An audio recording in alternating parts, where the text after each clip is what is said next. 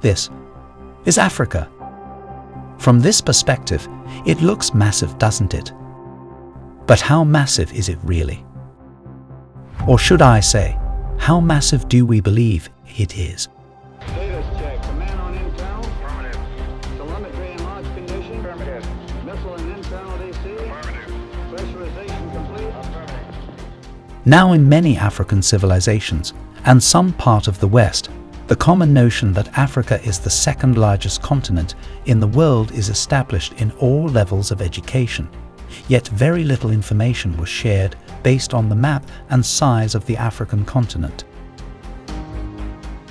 Our African ancestry passed down what we know about Africa to subsequent generations, but historically the map of Africa, although having been drawn several times and in several models, had never been drafted by an African. Some people believe the continent of Africa was wrongly credited, and rather has a larger stature than what was previously established as facts. Recent scientific studies suggest that Africa is indeed larger than is shown on maps. So, our question lingers. What truly is the real size of Africa? And have you ever considered the possibilities that the African map you have been used to may have been wrongly drawn relative to Africa's actual size? Well, there's only one way to find out. Hello viewers, and welcome to our channel. In this video, we shall be presenting to you the true size of Africa, why Africa's map is drawn wrong relative to its size.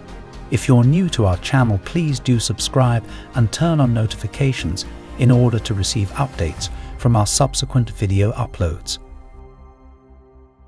Now, let's get on to this.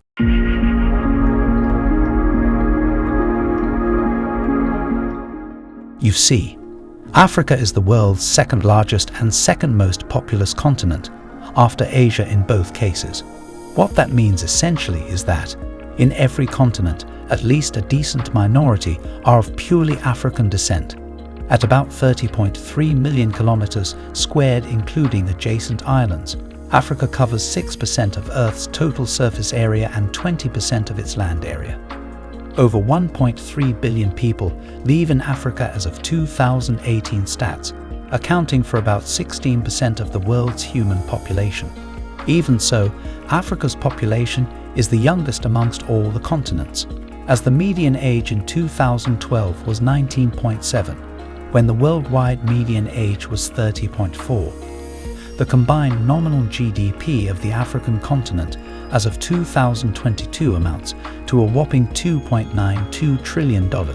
Africa is equally the continent most blessed with abundant flora and fauna and natural resources. Little wonder why it was the center for uncensored invasions during the slave trade era. With all this acclaim, I'm afraid it doesn't get better hereafter.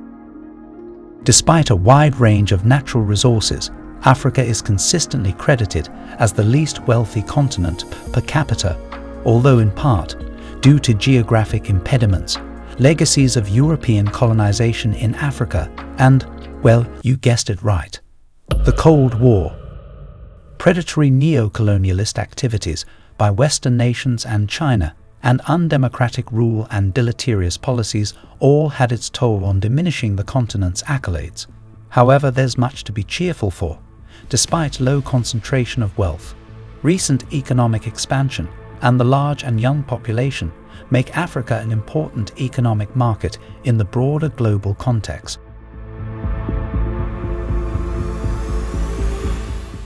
Now the map of Africa has been subject to several attempts to draw. In fact, the African continent had been presented to the world through about 11 different map drawings. The very earliest map of Africa was drawn in the year 1554 by a certain German, Munster Sebastian. He was a Hebrew scholar who depicted Africa on the world map as a one-eyed giant sighted amidst other vast territories. He did well represent some countries in it, such as Nigeria, Cameroon and Central Africa. Needless to say, the map was flawed, and over 3 decades, another more enthusiastic scholar drew the map in 1584. Ortelius Abraham indeed came up with the second map, which was a more accurate representation of Mother Africa. In his map, Africa assumes a more recognizable shape, with a more pointed southern cape. Ortelius used the Ptolemaic sources of the Nile, two large lakes, but placed them farther south. The Niger now emptied into the Atlantic Ocean. The Zanzibar coastland featured on the west side.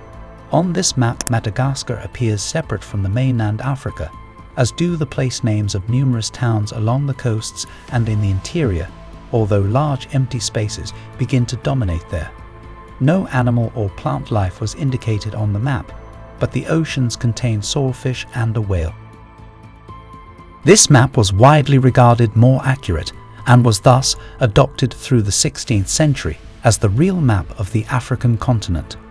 Over the course of several scores of decades, 9 other maps have been drawn from this initial map with the emergence of new territories, landmarks and countries.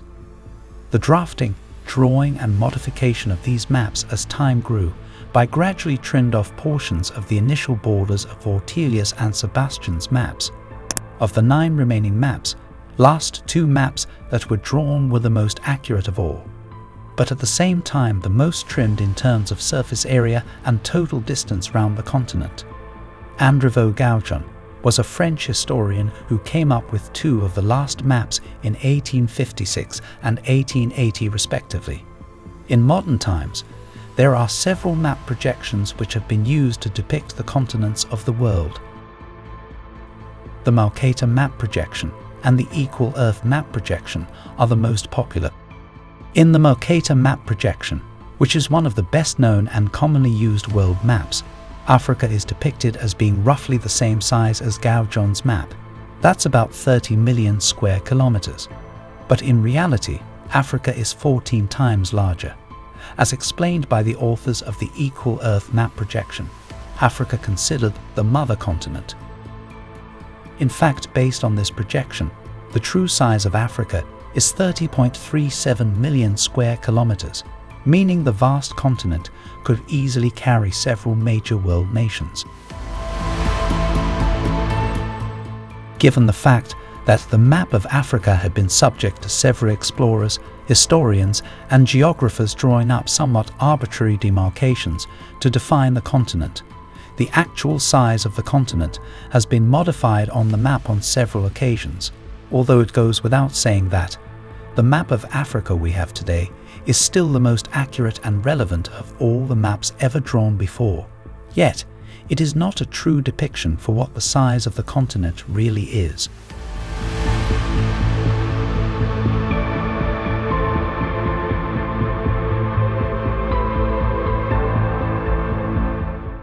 So, there we have it.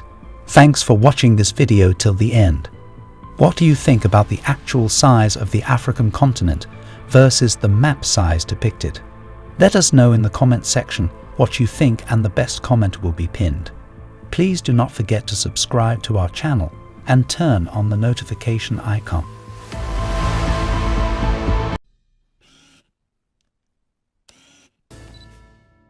Thanks for watching. Please subscribe, follow, share and like our video. It's the best way of supporting us.